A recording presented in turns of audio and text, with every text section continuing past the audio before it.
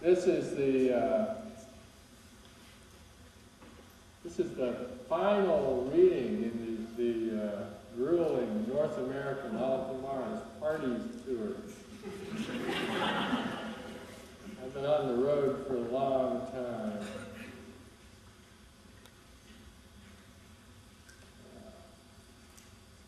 Bear with me. This has what I read will have great ritual significance for me. It's not for you.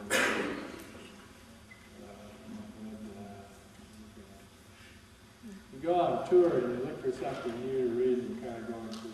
Oh, that was Glasgow, Manchester, Portland.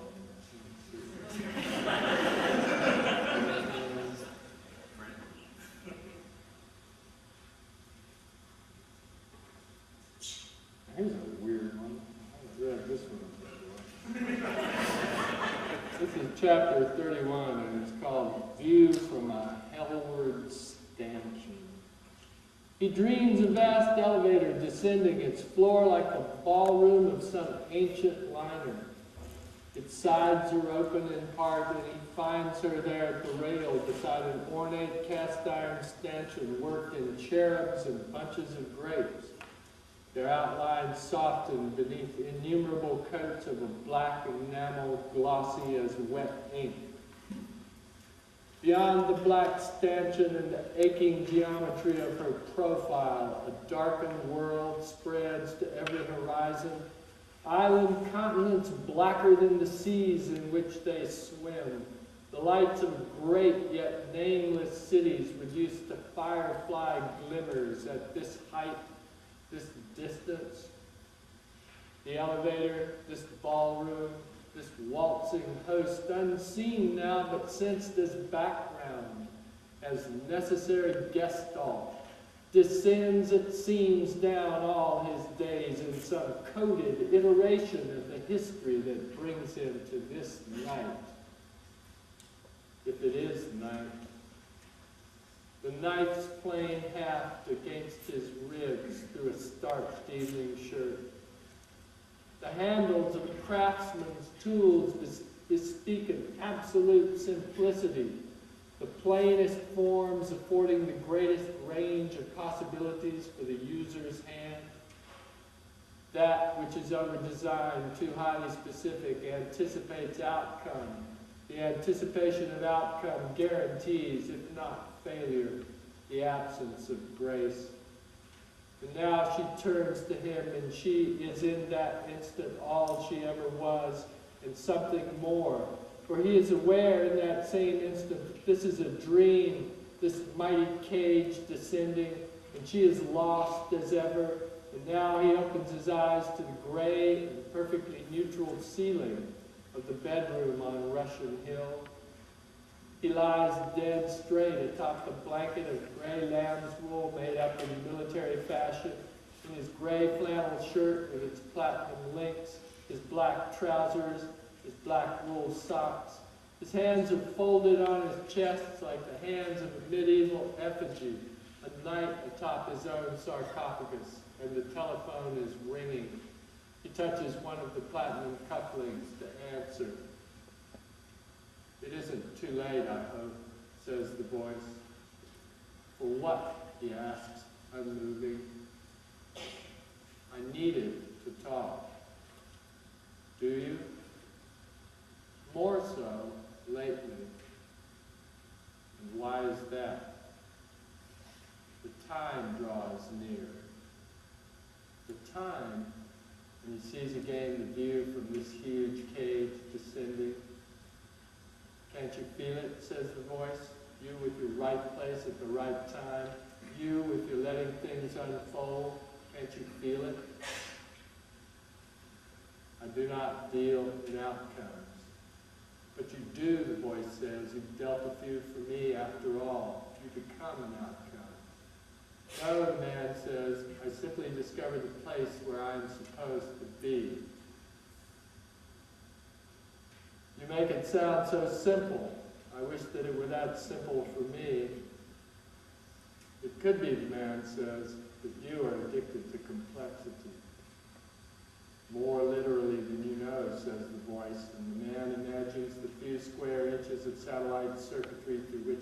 comes to him, that tiniest and most costly of principalities. It's all about complexity now, the voice says. It is about your will in the world, the man says, and raises his arms, cupping the back of his head in his hands. There follows the silence. There was a time, the voice says at last, when I believed that you were playing a game with me, that all of that was something you made up for me, to annoy me or amuse me, to hold my interest, to ensure my patronage. I have never been in need of your patronage, the man says mildly. No, I suppose not, the voice continues. There will always be those who need certain others not to be, and will pay to make it so. But it's true, I took you to be another mercenary, one with an expressed philosophy perhaps, but I took that philosophy to be nothing more than a way you have discovered of making yourself interesting, of setting yourself apart from the pack. Where I am, the man says to the gray neutral ceiling, there is no pack. Oh, there's a pack all right, bright young things guaranteeing executive outcomes, brochures. They have brochures and lines to read between. What were you doing when I called? Dreaming, the man says. I wouldn't have imagined somehow that you dreamed. Was it a good dream? The man considers the perfect blankness of the gray ceiling. Remembered geometry of facial bone threatens to form there. He closes his eyes. I was dreaming of hell, he says. How was it? An elevator descending. Christ, says the voice, this poetry is unlike you. Another silence follows. The man sits up, feels the smooth, dark, polished wood cool through his black socks. He begins to perform a series of very specific exercises that involve a minimum of visible movement. There is stiffness in his shoulders. At some distance, he hears a car go past, tires on wet pavement.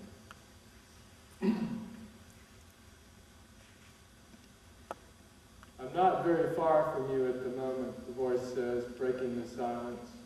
I'm in San Francisco. Now it is the man's turn for silence. He continues his exercises, remembering the Cuban beat decades ago on which he was first taught this sequence and its variations. His teacher that day, the master of a school of Argentine knife fighting, most authoritatively declared non-existent by responsible scholars of the martial arts. How long has it been, the voice asked, since we've spoken face to face? Some years, says the man. I think I need to see you now. Something extraordinary is on the verge of happening. Really, says the man. No one sees his brief and wolfish smile. Are you about to become contented?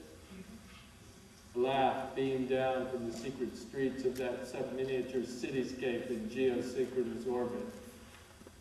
Not that extraordinary, no. But some very basic state is on the brink of change, and we're near its locus.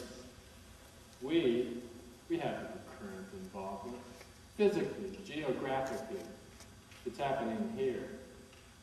The man moves into the final sequence of the exercise, remembering flies on the instructor's face during that initial demonstration. Why did you go to the bridge last night? The voice asks. I needed to think, the man says, and stands. Nothing drew you there? Memory, loss, flesh ghost in Market Street, the smell of cigarettes in her hair, her winter lips chill against his, opening into warmth. Nothing, he says, hands closing on nothing. It's time for us to meet, the voice says. Hands opening, releasing, nothing. Thank you.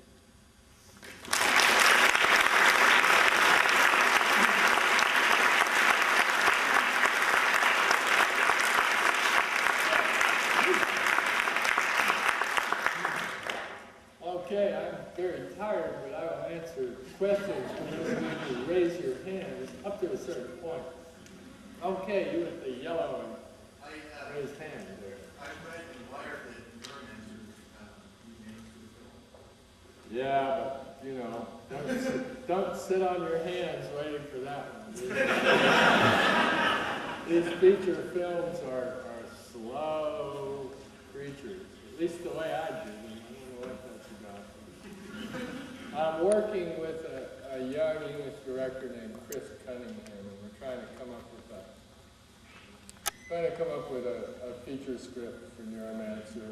And he's never made a feature, but if you've seen that incredibly great-looking Bjork video with the two robots, that's him. Yes? What was the difference between the screenplay that you wrote, Johnny, and what actually you saw?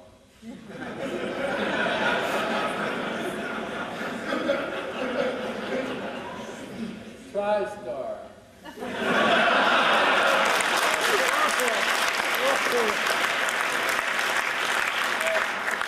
If you depublished, I actually went to the trouble of publishing the shooting script of Johnny's Mind. So if you read, should you want to, I'm not recommending that anyone does, but I'm actually quite proud of the script, which is like, I think Berkeley Putnam or something. It's still around, remainder tables, that sort of thing. You can find it. That's what we shot, and what you saw was what TriStar made of it. Yes? Wayne said something about this being the third in a trilogy. How does this connect to the other titles that he mentioned? Well, it's not a trilogy. Trilogy smacks of braided mega novels and cyberpunk else. Somebody in San Francisco kept calling it a triptych, which is actually closer to it because you don't. It's not necessarily a sequential narrative. I don't think it matters in which order you read the three books, but it's Virtual Life, Adoru, and All Tomorrow's Parties. And Colin Laney in All Tomorrow's Parties is from Idoru. The Idoru is from Idoru. Laney and Chevette are from Virtual Life, as is Mr. Harwood, the spooky voice on the cufflinks in that passage I just read you, who just kind of flickers through in the first few pages of Virtual Life. You could miss him. Right? He's the guy who those sunglasses that whole plot turns around were destined for, but when they're stolen, he just leaves town. That's it. Yes? I've read, I have the audio version of Novermber, but I haven't seen anything else. What's been your experience with audio?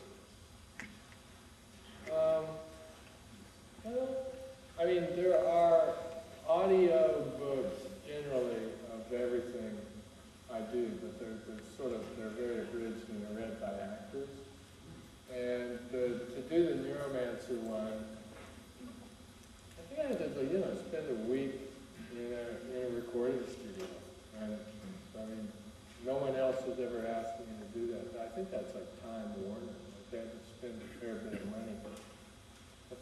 money to do it, and I got YouTube to contribute a few feet of sort of edges outtakes to do a little, kind of framing music, and it's pretty good. I've never listened to it because I can't stand the sound of my own voice. That's what I'd like to hear. I know some people have done it. I'm worried there's a kind of vague plan.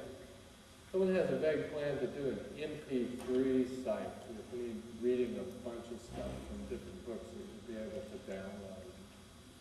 That could be kind of cool. Yes? Yeah, how do you say that Neuromancer, Count Zero, and Mona Lisa Overdrive are a trilogy, and if so, how are they linked exactly? Neuromancer, Mona Lisa, yeah, it's Neuromancer, Count Zero, and Mona Lisa Overdrive. the characters are sort of all live in the same universe, as they say in science fiction. I mean, this late in the 20th century, and this far into a book tour, I couldn't give you a detailed description. It's been a decade since I read them, let alone the sequel. But, you know, maybe I'll have a look sometime and figure it out. Yes? I'm just curious, you could have attributed some creating a deployment from cyberspace, is that true? Yeah.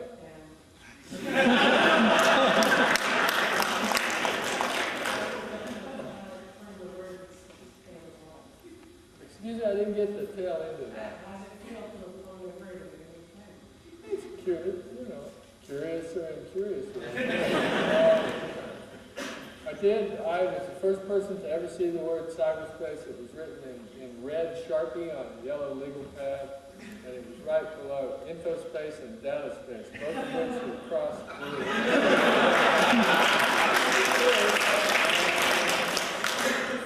And it meant nothing. I was looking for a buzzword, and I was looking for sort of an arena.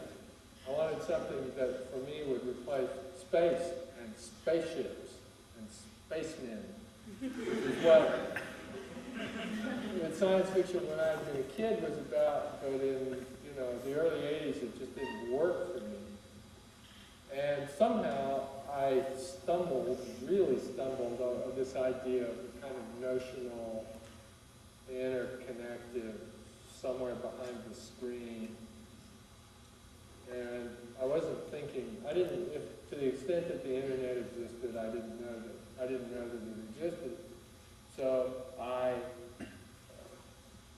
coughed up a neologism, and it was empty. It was like a vessel. And I proceeded to, fill it with what meaning I could for the purposes of narrative fiction. But it actually proved like it was more needed in the world at large than it was needed in my fiction. So people appropriated it for me and filled it with real meaning. And now you can find it in every English language newspaper, probably every day, at least once. And people, it's like, it's there, and we need to call it something. And it sounds better than data.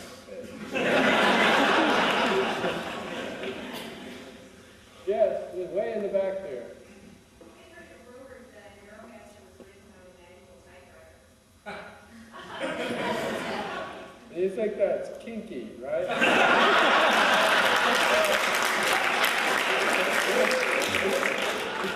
You think that means I'm some kind of whacked out Luddite. No. Neuromancer and the first Macintosh became commercially available in the same year. I didn't know anybody who had a computer except possibly this guy in the front row, and I'd never seen his. And people just didn't have PCs.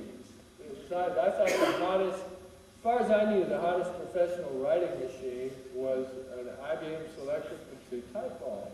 And it gets a laugh, but it's true. Electric tube, man. Selectric 2. Yeah, that's a good machine.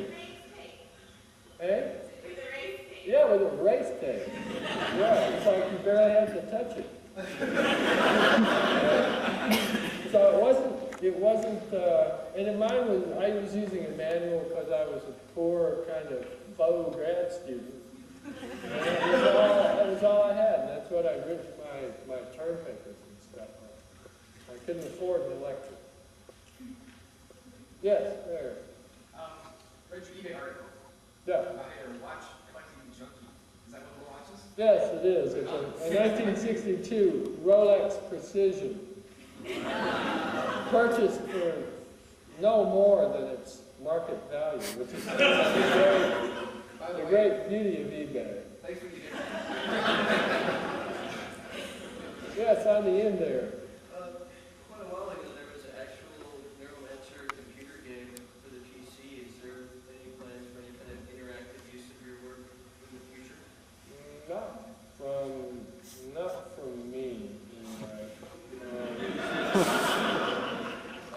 be surprised if this current version of Neuromancer, the movie, gets up and running. I wouldn't be surprised if someone didn't think of that. But it's sort of, it's not my turf, really. It's funny that people have like very fond memories of the Neuromancer game, which is slightly more complex than Pong. So I'll take one more question and then sign. You, sir. In different Stanchion, you kind of got into the alternative history genre. Is there anything else you're thinking about working on? Not in that way specifically, but Well, you mean other writing. other writing? Well, the thing about what those recursive novels, as some people call them, those alternate history novels, is they're really, really labor intensive. Because in order to write alternate history, you have to learn real history. You have to know what really happened in order to change it. But no, I just want to write. I want to write more. I want to write more books. And I'm thinking of starting one, next week or something. This is traditionally the season when the author starts his novel. The book tour is over, and I'll go home and heal up and start thinking about putting words in a row. But thank you for coming. You're a really nice